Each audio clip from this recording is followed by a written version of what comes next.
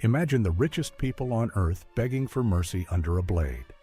From Anne Boleyn's trembling breath in 1536 to Louis XVI's final glance at the crowd, entire empires held theirs. Pain turned into theater, theater into power. What made death the ultimate royal performance? Let's uncover the 10 most horrific royal executions ever witnessed. 1. Anne Boleyn, 1536. The silent swordsman from Calais who ended a queen's reign in one swift stroke. It's morning at the Tower of London. The crowd's packed in so tight you can taste their fear. Anne Boleyn stands on a cold wooden scaffold, heart pounding. This is the same woman who once made England change its religion just to get her in bed. By now, she's hated by half the court, blamed for everything: her sharp tongue, her bedroom games, her bewitched king. People say she's got a devil's mark on her neck. She hears it all. Anne looks straight ahead, steady as ever, as the French swordsman, brought in for one clean hit, raises his blade. He distracts her, then slices fast. 1 second, she's alive. The next, her head lands in the straw, eyes wide open, blood everywhere. The crowd goes silent. Even the executioner looks pale. Henry VIII's already lining up wife number 3 before Anne's body's cold. Her death stuns Europe. Kings write letters, poets go wild, and every ambitious woman at court thinks twice before crossing the king. Anne's gone, but her legend's just started. Now picture a screaming mob in Paris, a guillotine so busy they had to oil the blade, and a king who locked eyes with his killer before the final drop. How does a royal execution become the main event in a city gone insane? 2. Louis XVI of France, 1973, Charles-Henri Sanson and the National Razor that bathed Paris in blood, January 21, 1973. Paris wakes up to bloodlust. King Louis XVI's last walk is through freezing streets lined with 30,000 armed guards. The city's so tense that any wrong move could set off a massacre. Women, men, even kids climb on rooftops for a better view. Louis rides in a rattling cart, clutching his confession. He steps out, face pale, lips trembling. He's the king who tried to escape, got dragged back, and watched the revolution swallow his friends and his queen. Charles-Henri Sanson, the most famous executioner in France, waits with his crew at the guillotine. By now, they're pros. This is execution number 2784 for Sanson. Louis tries to speak. The drums drown him out. It takes 4 men to strap him down. Sanson's blade, nicknamed the National Razor, drops in 2 seconds. Louis's head hits the basket, and the crowd explodes in cheers. Blood sprays, and a man dips his handkerchief in it to sell souvenirs. Some Parisians cry, others dance. Within hours, rumor says the king's last words were cut off, that the blade was too dull, that his eyes blinked after death. The city can't agree if it's justice or just another horror show. So what happens when a queen faces the same mob, same blade, but doubles the rage? The next execution proves the revolution had no mercy for women and no shame in turning death into street theater. 3. Mary, Queen of Scots, 1587. The drunken headsman bull who needed 3 horrific swings to kill a queen, February 8, 1587. A thick fog hangs over Fotheringhay Castle. Mary, Queen of Scots, stands in a cramped, cold chamber, praying out loud. She's dressed in deep red, the color of Catholic martyrdom. Guards line every wall. The crowd stares. Most have never seen a queen lose her head. Mary kneels, lays her head on the block, and says her final words. But the executioner, a brute named Bull, reeks of beer. He's shaking as he swings. The first blow hacks her skull, not her neck. The second cracks through sinew and bone but leaves the head hanging by a thread. Bull fumbles, yanks a knife, and finally saws the head off in front of everyone. Blood spatters his boots. Someone gasps. Others vomit. The crowd stands silent. Mary's dog rushes from under her skirts, whining and licking her blood. Her lips keep moving. Witnesses say she tried to finish her prayer after the axe. Bull grabs her head to show the crowd, but her wig comes off in his hand. Her hair, once black, is now gray and thin from years in prison. Within days, Europe erupts. Catholics call Mary a martyr. Protestants see Elizabeth's warning: no mercy, even for queens. The botched execution becomes a symbol of political revenge and brutality. But if you think a drunken axeman made a mess, wait until the next queen faces a mob baying for her blood, and the guillotine's blade drops in front of thousands, because the crowd demanded a show, and Paris delivered. 4. Marie Antoinette, 1993. Sanson's blade and the queen who faced a roaring mob with unbroken poise, October 16, 1993. Paris wakes up hungry for blood. Marie Antoinette, once the most powerful woman in France, sits in a filthy cell with her hair chopped off and her hands tied behind her back. The guards shove her into a wooden cart, drag her through screaming crowds. All the old luxury's gone. She's dressed in plain white, looking half dead already. Every street is packed. Some people spit. Others throw rotten vegetables. All around, the city smells like sewage and sweat. She rides past the ruins of her own palace, head held high, staring straight ahead. Some women in the mob actually weep. Others yell, "Death to the Austrian whore!" Executioner Charles-Henri Sanson stands at the guillotine, blade gleaming in the autumn light. He's seen hundreds of heads roll, but the noise today shakes the platform. Marie walks up calmly, never hesitates. She steps on Sanson's foot by accident and apologizes. Her last words, "Pardon me, monsieur. I did not do it on purpose." Moments later, he drops the blade. Her head falls. Blood splashes down the scaffold. The crowd roars. Minutes after, strangers run for her blood, literally. Some dip rags in the pool beneath the guillotine, hoping to keep a piece of the fallen queen. Paris goes wild. Within hours, prints of her execution sell on every corner. The monarchy is dead. The terror has only begun. But if one queen's death could turn a crowd into animals, what happens when a king faces the same national razor with the entire city watching, and the executioner must raise his blade twice in 1 year? 5. Charles I of England, 1649. The hooded executioner who struck down a king and disappeared into mystery. January 30th, 1649. London wakes up colder than usual. King Charles I, once called His Sacred Majesty, is dragged from his bed to a scaffold built outside the banqueting house. The crowd fills Whitehall, thousands of people standing in dead silence, waiting to see a king's head roll for the first time in English history. Charles steps out, hair tied up, wearing 2 shirts so he won't shiver and look scared. He looks out at the crowd, then kneels. A masked executioner waits, face hidden by a black hood. He's shaking. Nobody wants to be remembered as the man who killed a king. Rumors later say Parliament paid extra for the best headsman and threatened his family if he spoke. The axe comes down in one clean hit. Blood spurts. The crowd groans. Some faint, others cheer. A few dip cloths in the blood, sure it holds healing powers. England has no king for the first time in centuries. People rush home to pray or riot in the streets. Parliament orders the executioner's name erased from all records. Some say he changed his identity forever. Others think he vanished or was murdered by royalists. For years, nobody dared to speak of that day.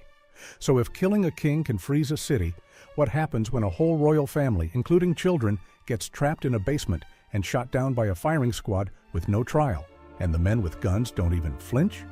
6. Tsar Nicholas II and the Romanovs, 1918. Yakov Yurovsky's firing squad and the cellar that silenced an empire. July 17, 1918, Ekaterinburg, Russia. No palace, no throne, just a damp cellar at the back of the House of Special Purpose. The whole Romanov family sits cramped together. Nicholas, Alexandra, 4 daughters, the sickly Alexei, and a handful of loyal servants, 11 people in total. It's 2 in the morning and their world is about to end. Yakov Yurovsky, the man picked to finish off Russia's royals, stands at the door with a revolver. He reads out a death sentence, then signals his men. The whole firing squad, 7 guards, drunk and sweating, storm the room. In seconds, gunshots echo off the basement walls. Bullets rip through bodies. Some Romanovs survived the first barrage, so the executioners wade in and finish them off with bayonets. It's a bloodbath. Jewels sewn in the princess's corsets make bullets ricochet. Alexandra and her daughters don't die clean. For over 20 minutes, the guards stab, shoot, and curse, turning the cellar floor into a lake of blood and bone. The Bolsheviks dump the bodies in a forest, pour acid over the corpses, and cover them with dirt and branches. Years later, forensic teams dig up the remains, evidence of one of history's most cold-blooded hits. It's a massacre that even Lenin's circle tried to hush up, but the truth always leaks out. If a whole royal family could be erased in a basement, what happened when a princess was hurled down a mine shaft and left to die in the dark, her last prayers echoing off stone walls? 7. Princess Elizabeth of Hesse, 1918. The Bolshevik butchers who cast a royal nun into a mine of death. July 18, 1918. In a forest outside Alapayevsk, Russia, a group of Bolshevik guards drags Princess Elizabeth of Hesse, sister-in-law to Tsar Nicholas II, through mud with 5 Romanovs' relatives and a handful of loyal staff. No trial, no mercy, just a wagon ride to hell. Elizabeth, once a German princess, then an Orthodox nun, stands out even in rags. She's 64, silver-haired, and calm as they strip her of valuables and tear her veil away. The guards force everyone to the edge of an abandoned mine shaft, guns raised. Elizabeth crosses herself, prays out loud, and the shooting starts. One by one, the royal hostages are clubbed and thrown down the shaft.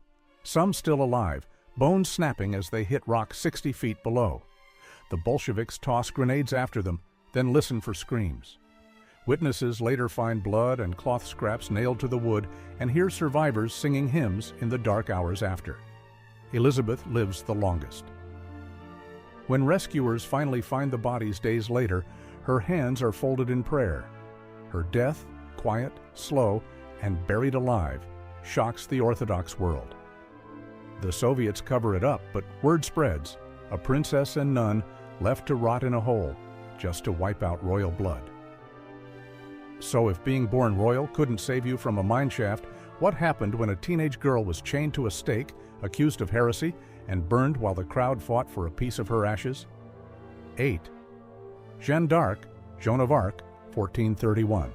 Pierre Cochon's heresy verdict and the English soldier who rekindled the flames, May 30th, 1431. It's morning in Rouen, France. 17-year-old Jeanne d'Arc is dragged through jeering crowds. The bishop, Pierre Cochon, signs off on her death, claiming she's a heretic and a witch. People spit at her, soldiers poke her with sticks, and English officers shout for the flames to be high. She stands chained to a wooden stake in the old market square. Eyewitnesses say she looks straight at the crowd and asks for a cross. Someone hands her a stick tied with string. Jeanne kisses it and repeats the word Jesus over and over. The woodpile below her feet is soaked in pitch. As the executioner lights the fire, smoke billows out and covers her face. She starts choking, coughing, but the crowd pushes in for a better look. A gust of wind fans the flames. Her white dress turns black, and people swear they hear her voice above the roar, "Hold the cross high so I may see it through the flames." The burning goes slow, painful, and public. Some say she screams for nearly 10 minutes. The executioner, shaken, later admits he's never seen someone endure so much. When the fire dies, English soldiers rake the ashes and find her heart intact. Fearing superstition, one of them lights another fire and burns what's left to dust, just to erase her from history. So what kind of terror does it take for a government to keep heads on spikes, line up followers, and turn a royal uprising into a bloody street show? The next chapter isn't about just one victim. It's about revenge with an axe, on a scale London never forgot. 9. King Charles Edward Stuart's followers, 1746. Tower Hill's masked executioners and the bloody reckoning that followed rebellion. April 1746, London. The government wants revenge. After the failed Jacobite rebellion, Tower Hill turns into an assembly line for royal blood. Over a dozen Scottish lords and clan leaders are dragged to the scaffold, most just teenagers or men barely in their 30s. The executioners arrive masked, faces hidden. London's mobs would tear them apart if anyone knew their names. The victims kneel, and the axe falls fast. But the drama doesn't end with one chop. Heads roll into baskets, but executioners hold them high for the crowd to see. Sometimes the crowd throws stones or rotten food, sometimes they cheer. Government officials read out long lists of crimes: rebellion, treason, even wearing the tartan. Blood spatters the wood. The crowds watch, some holding children on their shoulders. One chronicler wrote, "Never did so many noble heads fall in so short a time." The scaffold crew works overtime, sometimes botching the job. In one case, Lord Lovat's head is sliced half off, the crowd gasps, and the axeman swings again. Soldiers keep order, but tension's thick. After each death, bodies are left exposed, heads stuck on spikes over London Bridge as a warning. Executions turn into political theater. Londoners come from miles around to watch. Pamphlets go out with lists of the dead. Local pubs fill with nervous talk. Could more rebels be hiding in the city? But as grisly as this was, the next royal on the list wasn't cut down by an axe or blade. Instead, a teenage sultan was strangled in the shadows, killed by his own guards. How does a royal dynasty end with a bowstring instead of a sword? 10. Sultan Osman II of the Ottoman Empire, 1622. Janissary executioners who strangled a young sultan with a bowstring of betrayal. This one feels like a gangster hit, not a royal execution. May 20th, 1622. Osman II, just 18, is dragged out of his cell in Istanbul. The Janissaries, his own elite guards, pin him down in the old Yedikule prison.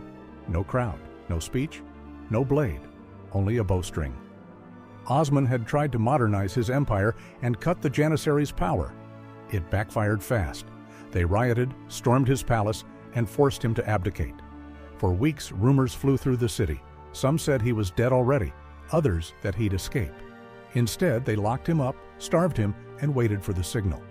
When it came, 4 executioners burst in. They tried to strangle him with a bowstring, but the teenage sultan fought hard, scratching, biting, begging for his life. Eyewitnesses said the struggle was so violent that one executioner broke his own fingers. In the end, they pressed the string to Osman's throat until he went limp. No royal dignity, just a corpse in the dirt. Word spread through the city in hours. A sultan killed by his own men, unheard of, even in the bloody history of the Ottoman throne. Osman's death shocked Europe and threw the Ottoman court into chaos. For years after, poets and rivals whispered about the murder. Some blamed the mother, others the army. Nobody wanted the truth out. History's bloodiest secrets don't end here. Click the next video now before it disappears, because the aftermath of these executions made even more headlines. The next royal scandal is waiting for you.